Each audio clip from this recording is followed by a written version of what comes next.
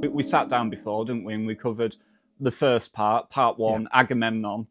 A great play where, very simply, just to run through the plot again, Agamemnon returns home after 10 years at war in Troy and is swiftly killed by his wife, Clytemnestra, with the help of Aegisthus, a very womanly, skulking figure with no Her lover. Yes, Yeah. and her lover, yes, and so the whole Agamemnon's realm of Argos falls into tyranny.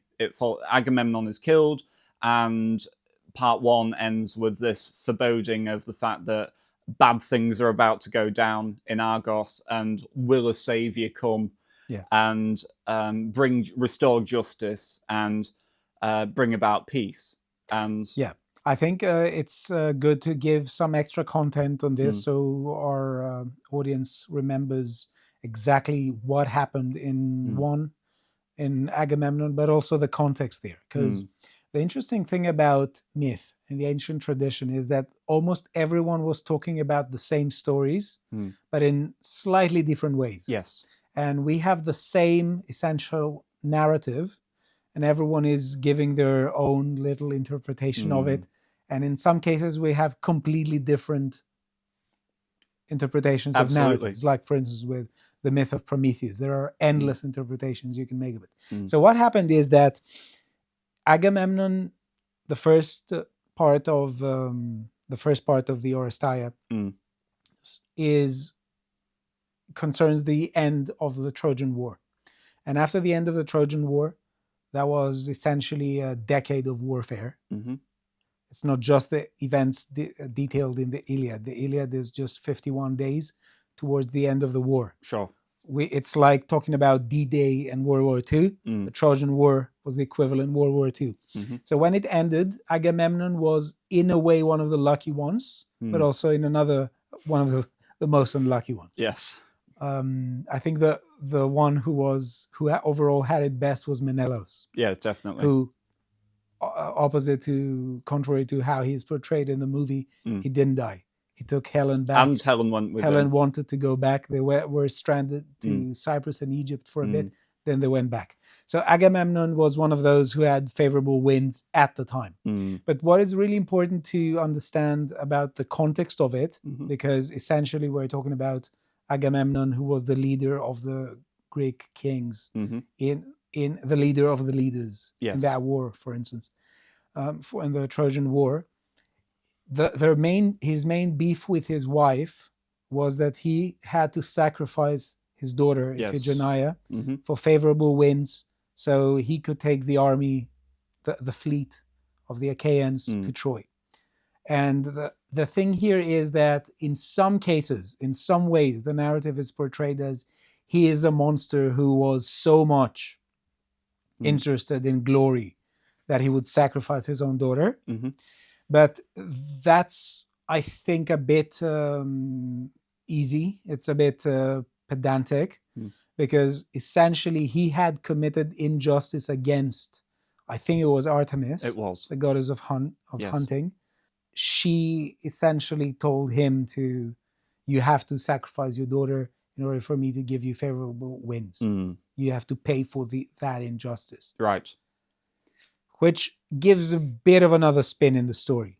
Yes, but still, it's something that I think it's an absolutely abhorrent act, and from our undoubtedly modern sensitivities, just you just don't do that. And Clytemnestra agrees with you. Yeah.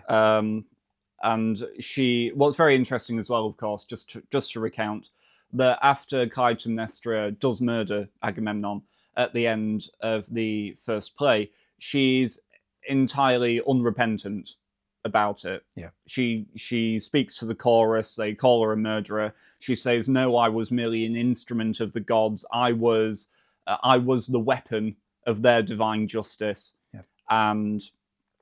And actually, her vendetta is entirely against Agamemnon.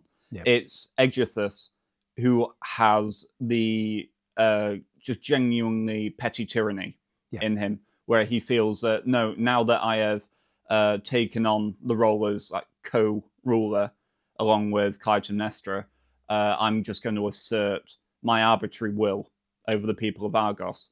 And so that's how we find them at the beginning of Act 2.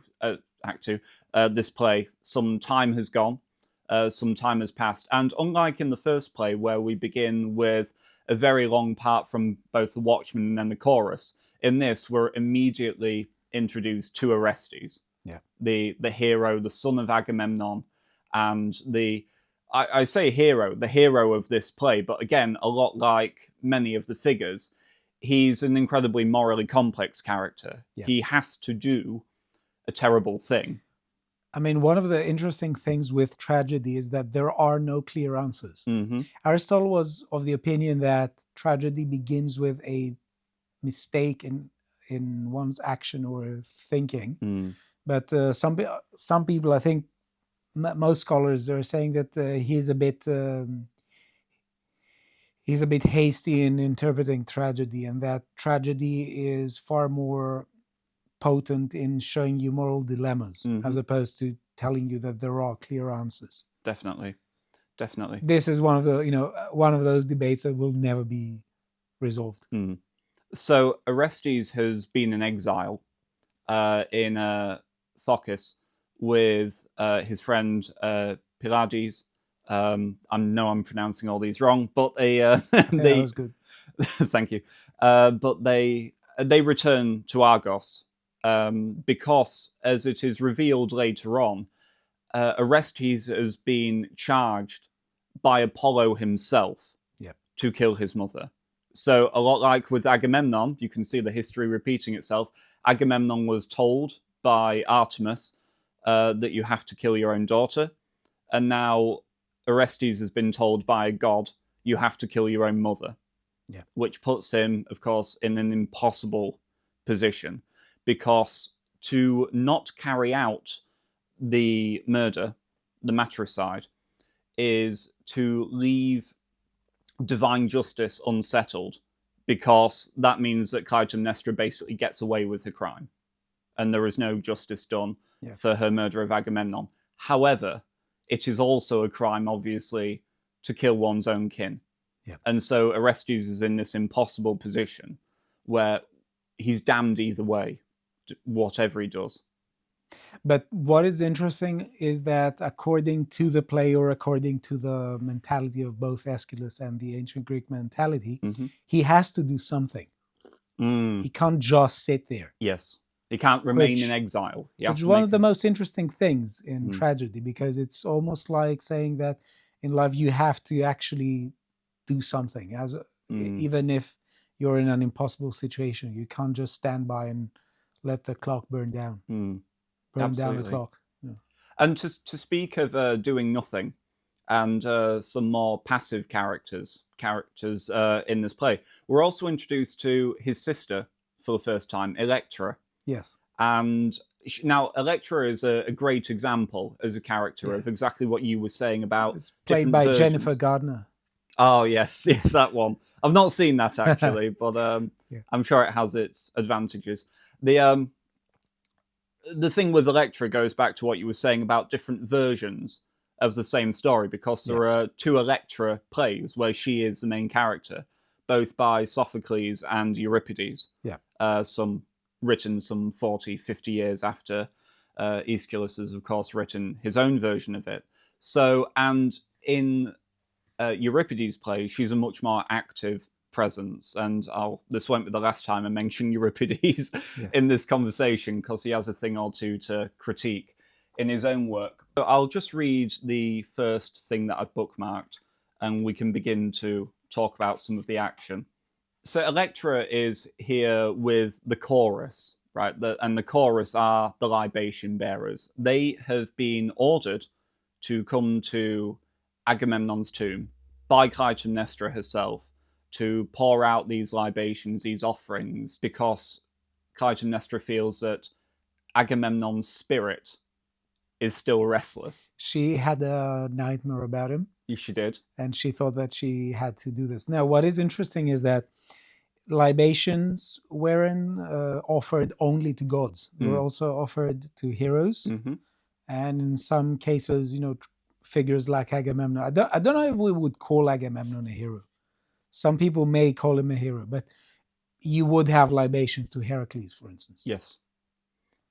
So they are essentially giving their offerings to Agamemnon. And as you well remember, Clytemnestra had a bad dream. Mm-hmm. I think she... I'll read it when we get there. No trouble. But yes. Can I say something interesting about Aegisthus? Because it's one of those names that people completely forget. But his example was essentially very symbolic. And you hear about Aegisthus also in the Odyssey, because he's the symbol of injustice. Because one of the main ways in which justice is manifesting is in goodwill. And goodwill, especially in the context of, let's say, of kingdoms, has to do with guests and hosts. When you're a king, you are the host of the host of many guests. Right, of course. And also, what we say about people's houses, that they're their castles. You say an Englishman's home is his castle. Yes. The same would apply for everyone, even for Polyphemus, the Cyclops, with his cave. Yes. So it's an instance of goodwill, and it manifests in hospitality in this case. And one of the first scenes of the Odyssey is when Telemachus walks into the hall of his house, and there are all the suitors there. And there's a bard playing a song about Orestes and Electra slaying Aegisthus, which sets the tone that Telemachus in the Odyssey has to become a man, and that means that he has to become like Orestes and slay the equivalent Aegisthus. So Aegisthus in Orestia is what the suitors are in the Odyssey. I see. Excellent. So the chorus are there with Electra, and Electra begins to speak and say, "O Hermes, messenger of the gods, pathfinder and guide of the underworld, great go-between above and below, help me, speak for me, awaken the powers of the dark earth, protectors of this house, command them to hear me, and call to the earth herself, call to our great mother, gravid with all life, mother of everything, nurse of every plant and creature, great womb quickened by mankind's offerings, beg her to hear me." And she goes on to say that, "And I call on his spirit, Father, pity your children, pity me, pity Orestes, pity your son Orestes and your daughter. We are disinherited and homeless, bartered by our own mother, sold off in exchange for Aegisthus, supplanted by your killer. I live among slaves. I live the life of a slave. Orestes is banished. How shall we get our home back? Aegisthus and your queen Clytemnestra glitter among the luxury of your treasures like two serpents coiled together in a gorged sleep. Father, where is Orestes? Guide him home. Hear my prayer and answer it." And of course, Orestes is already there. Yeah. He's come independently of that. But you see, just within this speech by Electra, you see that she is in some ways very much the opposite of her mother. Unlike Clytemnestra, who took justice, shall we say, into her own hands and personally murdered Agamemnon, Electra is much more of a passive character. Yeah. Certainly in this play, she prays for other people to do things for her. She prays for Orestes, the man, to come and, restore justice. And it's obvious also from much of the dialogue that she has a genuinely strong bond with her brother as well. There is a great amount of familial love between the two of them. And they both obviously feel like they were their father's children. Yes. More than their mother. They don't seem to have particular affinity towards their mother. No. And also, Orestes was he wasn't raised in Argos. That's why he comes back to Yes, Argos. he's raised in Phocis. But he wasn't raised in Argos. Mm. And when in the first scene where he's talking to Clytemnestra, which I'm sure we'll talk about, she doesn't recognize him. Mm.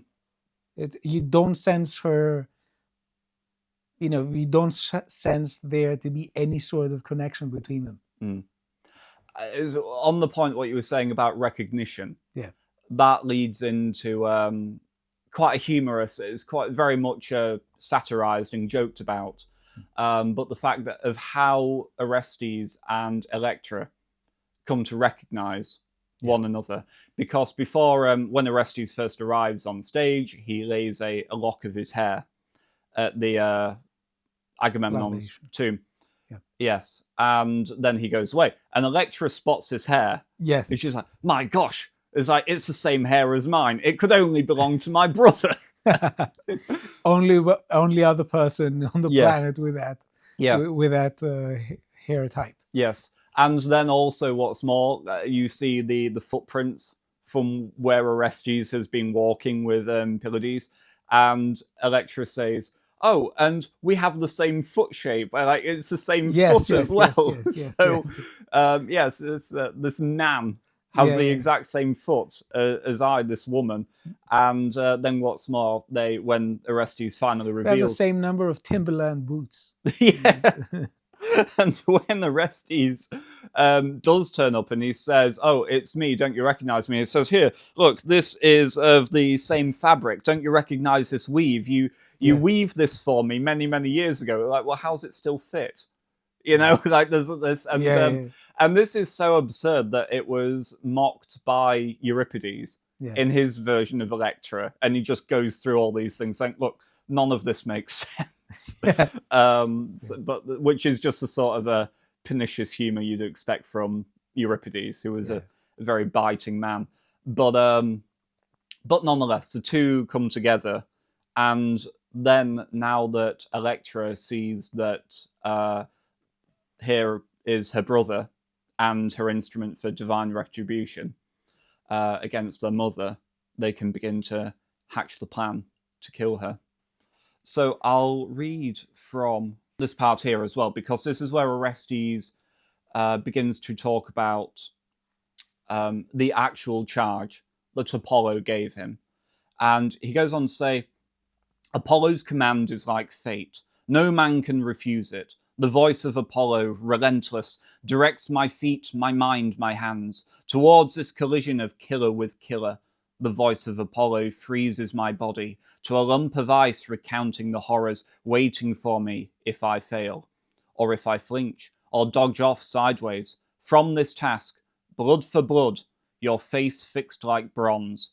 Their debt cannot be weighted out in gold, and if I fail, I pay for failure with my own life. Apollo told me what rites men must perform to appease angered spirits of the earth. He told me what their unappeased anger spills into men's homes, the ulcers that gnaw the human shape to an oozing stump, the white fungus that flowers on the ulcers. Then he told me what the unavenged blood of a murdered father presents to the eyes of a neglected son, the Furies, forcing their way out of the thick darkness, drunk with the fumes of that blood.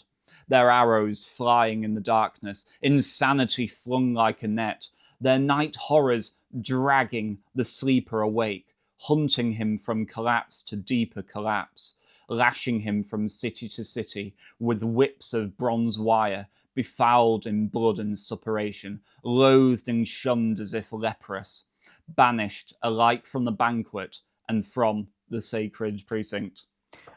Right, so I think that's a beautiful passage. I have two things to say here, and I think they're really important.